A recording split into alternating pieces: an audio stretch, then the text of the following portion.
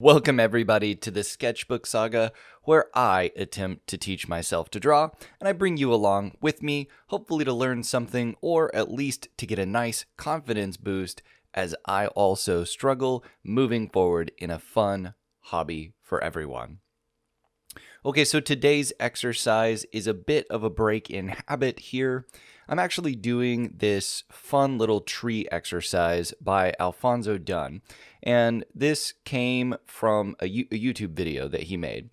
Now, he does have a book called Pen and Ink Drawing, but I do not have it, and while I plan to get it in the long run, it isn't something that I'd initially planned on focusing on. To give you a little bit of background here, this actually came from a tattoo session that I had where I kind of nerded out and discussed art with my tattoo artist, who seems to have a lifelong passion for drawing outside of his normal craft of tattooing.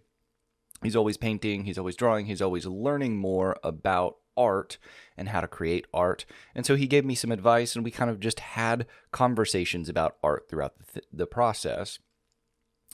Now, I was listening to this particular exercise as I did it, and Alfonso has a really calming and soothing voice, and I really did enjoy doing this exercise from head to tail.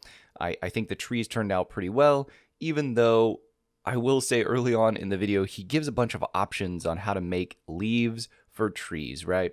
He talks about how you just kind of scribble, or you do loops, or you do this variated pattern and things of that nature.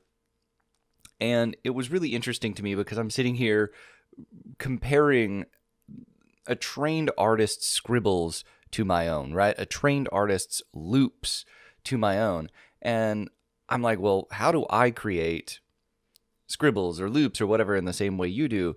And I'm kind of left with, well, I'm going to have to practice doing scribbles. I thought that was very interesting. I have one tree that ends up being my favorite here, but I did also really enjoy what you saw on the screen just now, which was that exercise where you kind of created the branches and the structure of the tree. He had this idea of a primary curve to the tree that you then spread out from there, and you kind of did these flowing lines, helping you randomize it and helping you kind of place the bulbs of the tree at the top. And I actually do think that tree turns out well. I don't know that leaving those lines in there is as good, and so the tree kind of spreads out. It would be better if you did it with pencil. But I really enjoyed this.